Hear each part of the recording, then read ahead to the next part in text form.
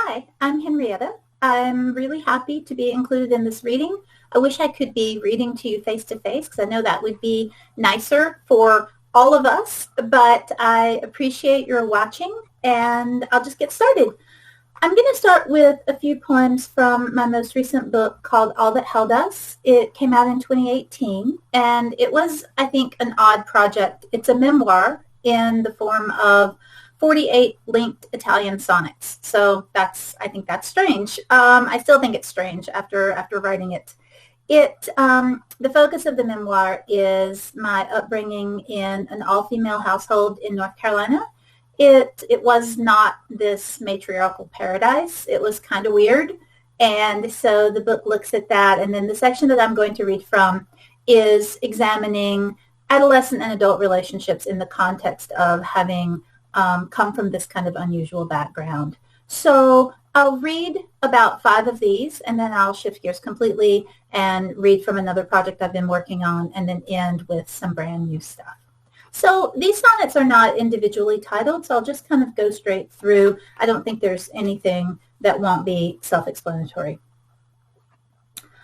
One absence filled, but if it's true we try to replicate, not remedy, the lack, then that first boy, his thumbnails painted black, his hair liberty spiked and streaked with dye, a copy, not a prototype.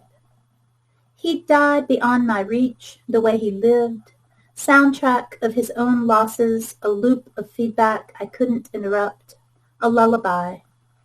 And yet I have the ordinary list he sent, the yellowed envelope, his hand.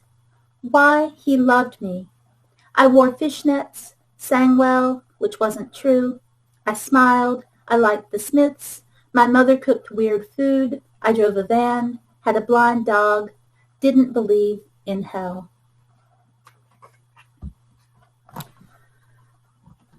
Beyond my reach, a way to understand the mind that thinks, if you like silver, make him buy you platinum or white gold. Don't take his word to signify your worth. Your hand requires a sign the world can see. Demand a signifier you can pawn, no fake diamond or worse, that garnet, that mistake, a crude little flame like the ones you panned for in the creek with the Girl Scouts. The ring's your alimony. Or, the ring's a seed, an arrow like the ones Persephone swallowed in hell, that thonic fruit, a spring that streams both birth and death, a rock that bleeds and signifies nothing, no one is free. That garnet, that mistake, a kind of force equal and opposite the one you made before, a pool game's combo shot. You played to test the laws of motion, less excuse this time. You knew better, tried to seduce yourself. His beauty helped, and so you weighed the options, waited for your doubts to fade, conceived his child, put on his ring. Of course you were afraid of loneliness. You hung new photos, labyrinth in every frame. He looked like James Dean, shivered when you traced the soft blade of his hip bone with your tongue. And you thought that would be enough, the same maze built too well again, the same walled place. A pool game's combo shot. I watch him aim, draw back the stick and pause to roll his sleeves, then sink the ball and run the rest. He leaves at 2 a.m. and I'm with him, his game a brief but absolute attention, claim and drift, so long ago and still, retrieve and squander. Years of that betrayal. Why grieve? He showed me what he was, a bull not tame, just led by pain or fear of pain. He pierced the center of his nose and wore a ring, a paradox. He might follow, but what would lead except his own half-drunk and fierce and stubborn hand? And where would that hand bring him, but right back to the same door he shut? And this is the last of these. These sonnets on the whole are quite serious, but I think this one is hilarious. It depends. I've read it in the South, and they don't think it's very funny there. But I think it's funny. He showed me what he was, an altar boy, a drunk, a tragic hero, fingers stained from nicotine. His posture, force restrained, potential not kinetic. He'd destroy, then resurrect himself, transformed by joy, a passing radiance in darkness. Trained to find the fatal flaw, I read his feigned achievements, paralytic fear, alloy of character and man. Which way I fly is hell, myself am hell. Satan, my 12th grade English crush. And so I analyzed the text and not the reader, not the why of my pursuit of ruined beauty, wealth of loss, not what in me he recognized. So that's that. We're going to shift gears a little bit here, or quite a lot. Right after I finished the sonnets and I was trying to figure out what to do next, I have a good friend, Ryan Scariano, who lives in La Grande, Oregon, and I had already been sort of sending poems back and forth with him for quite a while, and then he asked me if I wanted to collaborate on this project that he described as an alphabet of animal acrostic poems. And I had never written anything in the acrostic form. I thought of it at that point as more of a children's form where, you write a word down one side of a page and then you have a line starting with each letter of that word. But as it turns out, the acrostic form is super old. It's one of the oldest existing poetic forms. It's much, much older than the sonnet. And working in that form was tremendously fun and challenging as well. So we spent about a year doing this. We each wrote 26 poems, so a full alphabet of different animals. And it was a delightful experience. We were both very sad when the alphabet came to an end. So I'm going to start reading my poem Chickens, which is kind of a celebration of the whole urban chicken fad. So I don't have chickens anymore, but I did for a couple of years. Chickens. Cooped overnight in scrap wood and wire, combs tipped frostbite black, my hens hop happy into the crystal sun of -10. My Marin, my Star, my Rhode Island Red, you are a fad, an experiment, a backyard flock. Time for cabbage, cracked corn, time to peck and slurp the winter worm spaghetti. Could I kill you? The cold can't. Are you livestock or pet? You sleep with one eye open, bathe in ashes, lay double yolks. In summer, the yard is yours. My namesakes, you are not chicken. Door open, you enter the kitchen. No threshold stops you. My atavists, my tiny dinosaurs, my fearless feathered tyrants. And this one is called Pelican. I learned in doing a lot of research about these various animals that people thought for quite some time that pelicans stab themselves in their own chest in order to bleed, in order to feed their babies. And that's not true, which is kind of nice because that's kind of alarming. But that act of doing that is called vulning. It's so V-U-L-N. So that word comes up in this poem, and I wouldn't expect you to know what it referred to because I certainly had no idea till I started researching pelicans. Pelican. Piety? Not quite. The pelican, head bowed, neither prays nor vulns. She's napping over her eggs, maybe, or vomiting a fish.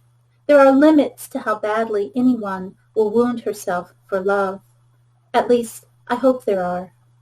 In heraldry, the shield, the spear, the coat of arms, or in the cells and pods of Pelican Bay, the vulned bleed through armor's seams. Not every pain is crucifixion, is it? Having sacrificed nothing, she floats with her pod on the slow current, Alcatraz absolved. What kind of freedom is this? Bloodless, blameless, almost childless? Not every anchor is a nail, is it?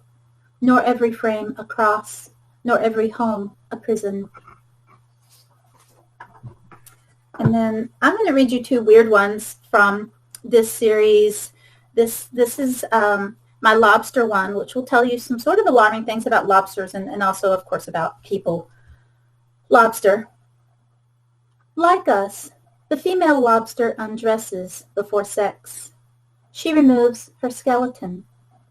The old shell that held her splits, and she's more than naked, new, virgin again, her body softer, more exposed than will ever be. But like us, not quite innocent. Since innocence has no armor, we outlast it, know our own only after it's lost. Though not by fragility, but endurance, each body eventually shocks. The first and every time, the lover steps out of one vessel to reveal another, ghost shape, ragged carapace we embrace in spite of or because of our fear. I'm going to read you one more that is also sort of about sex in a strange way, and then I'm going to read you one of Ryan's because since he and I worked on this project together, whenever I read from it, if he's not able to be part of the reading, I feel like I need to share at least a little bit of his work, which is absolutely wonderful. So I'll read my urchin, and then I'll read his gull. Urchin. Unbrained but not unsexed. The urchin's teeth can grind through rock. His ball and socket spines rotate like hips and shoulders. Watch where you step. Despite his name, he's no hedgehog, no cute elf, or wild-haired Dickensian waif. Close, though, to Cupid, with arrows and no conscience. He'll sting, but wait. As fossil, he's a patrapaic, an amulet smooth as a wasp gall, an egg. Pain inoculates until its needles finally invert. Your bloom sharpens while his thunder petrifies. Newly spined, immune, you wear his remnant as admonition. No bolt will ever strike you so again. And then this is Ryan's Gull. It's a very short, very lovely poem. Give me your gregarious towns, your salted parking lot scraps, your urbanized regurgitations. Give me your one-legged, broken-winged landfill morsel. Let me study your midden so I can take a long look down grief's windy throat. Okay, so the last group of poems that I'm going to read from is pretty new. And after I wrote in these various forms for quite a long time, it was really hard to go back to free verse, which was what had always felt most natural to me. But I was so accustomed to having the bounds of a form that it took me a while to feel like I was finding, my free verse voice or my new free verse voice, whatever that might be. And so these newer poems, which are finally here, I think, are much more conversational than some of the more formal stuff, but they're also a lot more research-based. I'm having a really good time being someone who has always, looked inward and wanted to rely on a lot of self-analysis in poetry. It's an absolute joy to just sort of be curious about something and follow the thread of that research to something else and something else. And so I keep finding that very kind of organic research process coming up in my poems, which I'm enjoying quite a lot. So I'm going to read first the title poem from my new manuscript. The name of it is Antilia, and that will make sense here in a moment in the context of the poem. Antilia. Sick with the kind of fever that makes you grateful for everything, I asked for the Moonlight Sonata, and he put it on, and I lay on the couch and drank orange, pineapple, mango juice, which was the best juice ever, even though it was just dull and not organic, and from a plastic-lined cardboard carton probably leaking phthalates. I couldn't taste them. I lay there with tears dripping into my ears, saying, "It's so beautiful," while he made coffee and toast with honey. It's easy to fall in love with heat when you have a fever and believe you're freezing. The same with hypothermia, when you're so cold you start to burn. and strew your clothes over the snow, as though death is a bedroom you're swept into by a passion so strong you don't care what thread and buttons you scatter behind? Why is even temperature so unreliable? And why was that bird in his yard a lesser goldfinch when it was perfectly yellow and lovely? And why are the Antilles lesser? Aren't they really less than lesser, since Antilia doesn't exist and never did, like the Fortunate Islands, the Isles of the Blessed? Antilia means island of the other, or opposite island, or the inaccessible, meaning, of course, you, or hell is other people, or, as it was meant, hell is the otherness of people, meaning not the individual you. Don't worry, I'm not writing about you. You don't exist except as a phantom island. Sorry. If I were a bird, I might be the lesser Henrietta, but at least not the least. Though if you judged my worth based on how little you had to work to have me, you might understandably call me so. To be just given something of value, like the car my ex-husband's parents gave him after he drove his off a cliff. The idea that someone might give me a car I didn't have to work for all year in a greasy fried chicken place. If I had known all along that it was so easy, I felt duped. It's different kinds of work, to obtain, to sustain, to validate, like parking, to keep my bad opinions to myself. It was knapweed honey that morning, from a noxious weed whose roots displace the native nectar-producing blooms, diminishing the realm of the bees, while the bees make the sweetest, clearest honey. And now I'm going to read one quite long poem, longer than any other poem that, well, maybe not. It's pretty long though. I'm going to read a long poem, and then I'm going to read a poem of more ordinary length. So this one that I'm describing as being quite long arose because I was invited by another poet who lives here in Missoula to be part of a fundraiser for an organization called Climate Ride. And this organization is a nonprofit that organizes bicycling events and other kinds of outdoor events to raise money for alternative transportation and for all kinds of environmental causes. So they're awesome. And they usually do fundraising events that involve things like group bicycling and all of that. But because this year is weird, there was a virtual event, but people were still out doing their thing just individually. So I was on the writers' team, and we each set a somewhat different task for ourselves to do on this day. And then we had people who were contributing to our fundraising efforts. And so I decided that I would write a 100-line poem and run 10 miles. And that was supposed to happen on the same day. What actually happened was I did a whole bunch of research and a lot of thinking, and then I went and ran 10 miles. So I did do that part. And then I wrote the poem over the course of the following week. And one other part of this that was quite fun was that I invited anyone who donated to my little portion of the fundraiser to give me a word or a concept that they wanted me to put into the resulting poem. And so that gave me some rules to work with, which for me have kind of taken the place of formal rules, just in having to, okay, you have to write this poem and it needs to have the word magenta in it or whatever. So the 3 poems, I'm calling them 3 poems, even though I just called them one. It's 3 parts. I feel like they are connected. I'm not sure how tightly connected they are, but I have put them together. I'm calling them one poem, and the title of the whole thing is Natural Disaster, an Ode. So this is part 1. Like being at the doctor, knee tapped with a little hammer, when Phil told me to sing, my mouth wouldn't open. Just imitate this, he said, then slid his voice in a long ooh like a ghost child on a sliding board. I said, but this is a guitar lesson. And he said, but you said you only wanted to play so you could sing. He said, I can tell you have some sort of trauma around this. I said, I don't know about trauma, Phil, but I'm no Susan Boyle, nor was meant to be. Give me something besides Tom Dooley, and maybe. 28 minutes in, I said, fine. Let my voice slip southern on cry and die, each long vowel glideless as the high plains, but not, I think, flat. The voice is an instrument, we say, but instrument of what? A means to an end, like a knife. Then isn't the whole body an instrument?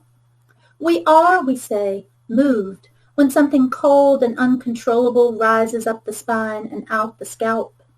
Another term for frisson is skin orgasm, but you can't do it to yourself or, reliably, to someone else. Hedonic tone isn't music, it's valence. So the shivers you feel while a kid in the middle school talent show hits each perfect note, positive valence. You could block it with Narcan, but who would? Susan Boyle singing Wild Horses, her body a paddock where they pace, caught but unbroken, her mouth a gate trampled down. Goosebumps?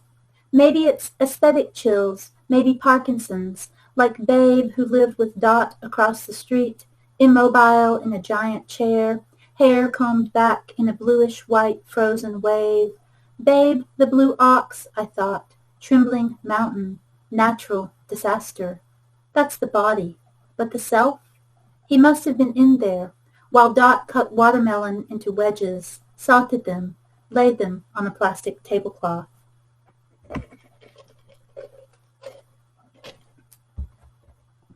And this is part 2. Like the life of the mind, much of the life of a mushroom exists in darkness, underground. Above, only the fruit bodies. Surfacing now, a horse harnessed to a press. Like the hands of a clock, the horse circles. A child feeds stalks of sugar cane to the cast iron rolls. In the cauldron, a greenish juice. On the other side, a growing pile of flattened stalks. Fire boils the syrup to molasses, to which one could add water and yeast, then distill, then age to make rum. Kill devil, or just a bottle of Bacardi some kid got from his brother on a rainy morning 2 days after the hurricane, his mother at work, the house dark. A girl parks, climbs over the white oak fallen across the drive, scallops of fungus on the bark. A fungus is more animal than plant. Eukaryotic, each cell's nucleus enclosed in membranes like every one of our cells, a good kernel. Like euphemism, good speaking. She's tired of being a virgin, but she barely knows him, and she's nervous. When he offers the rum, she asks for a mixer, and he stirs up a pitcher of black cherry Kool-Aid, warmish because the power is out, and this magenta drink is the last thing she remembers for 10 hours. Yeasts have only 2 sexes. The split-gill mushroom has 28,000, which makes finding a suitable partner difficult. She's never been sure how many partners she had that day. That boy, yes, but what about the hours he drove her around in her car? What about the other boy with him when they left her at Dwayne's, where she woke slowly, one contact lens gone, clothes mostly on, Dwayne giving her his sock monkey and begging her to stop crying. Boys throw up, girls cry, said the nurse, who helped her out of wisdom teeth anesthesia the year before. So she's girl and boy. All embryos have a primordial phallus. Mushrooms develop from the primordium. A membrane called the hymenium covers their gills. Sometimes the fruit body is creative work, the making of names, earth star, bird's nest, cannonball. She thinks of those mushrooms still harvesting radiation from Chernobyl, thinks of Dwayne bringing wet towels, holding her up while she vomited Kool-Aid on his sheets.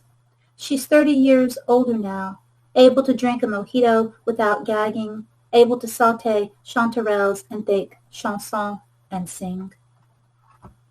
And this is part 3. Part 3 takes place in Billings. Not that it matters. Maybe it matters. On the Rimrock sidewalk, a woman faces the sloping city, bends, then stretches her arms over her gray curls towards the sun's still winter-low arc like an evangelist. Strange place for sun salutations, But what else could it be? One of the first quarantined mornings. Crazy, maybe, meaning moved marionette-like, the ocean waving to the moon. Cars passing, exhaust thick with oil, bad head gaskets. I knew a man who could diagnose an engine by sniffing its exhaust. He calls lately, leaves messages in his drunk voice, says, "Hey girl," meant to sound casual, says, "Everything I have came from you," and "It's all wearing out." He just means clothes. The things people talk other people into.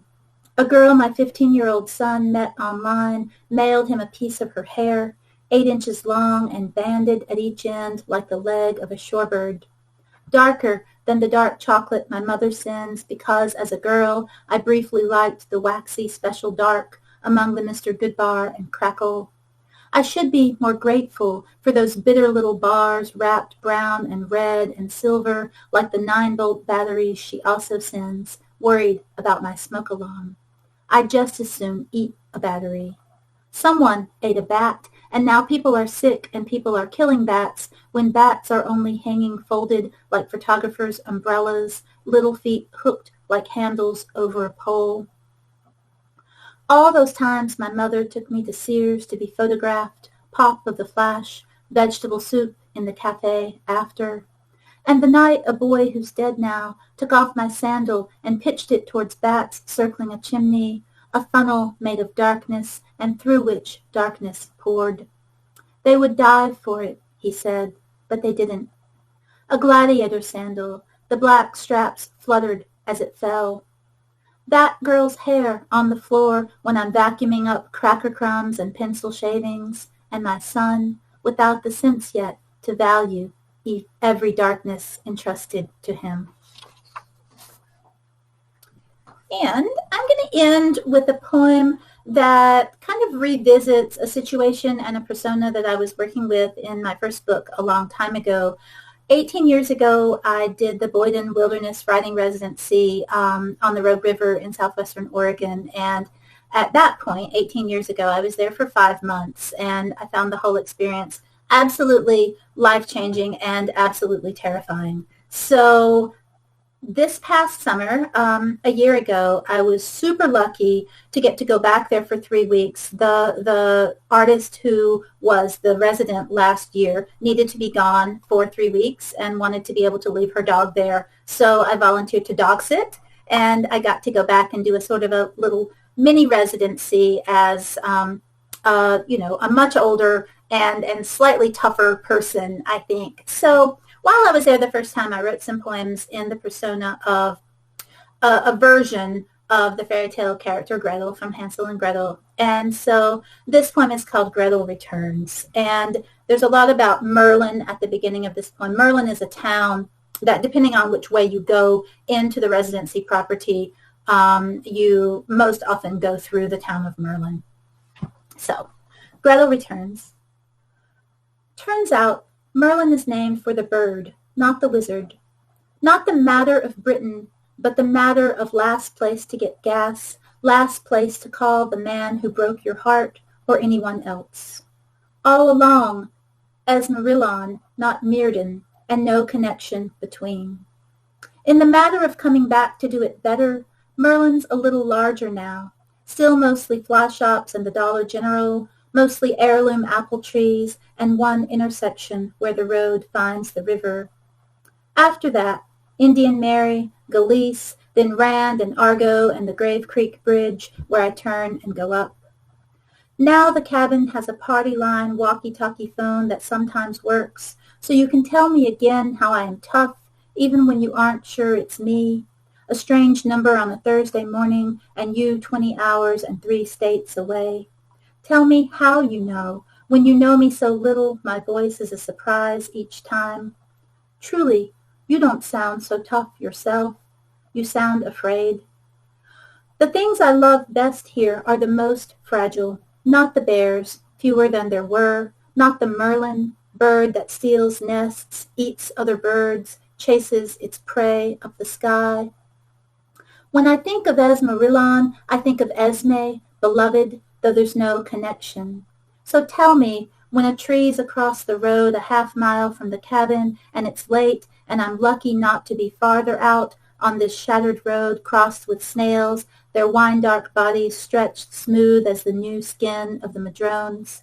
Tell me, when my tire goes flat on a hill, when I'm sobbing so hard I can't drive because my son is 3 years gone, but not gone, the way the gone go, into the shuffle of madrone leaves, the ferns, the hummingbirds, the wasps, the snake with black and white rings, the shiny fat bee, the purple flowers with filament petals, tanager blushing like a peach. Tell me, when the phone is down and the ghost of my dog Charlie is running out at dawn to scare the crows, when the ghost of my son is sitting on the counter kicking his heels. Or better, go back and tell that terrified woman, squinting into the sun, child in her arms, wrinkles just starting around her eyes. And tell me now, when I'm blocking the tires with rocks, cranking the jack, balancing the spare on my feet to fit it onto the wheel, when I'm sawing the tree with a handsaw in a cloud of mosquitoes, the woods creaking and snapping and singing around me, when I think of my beloveds, gone and everywhere. All right. Thank you so much.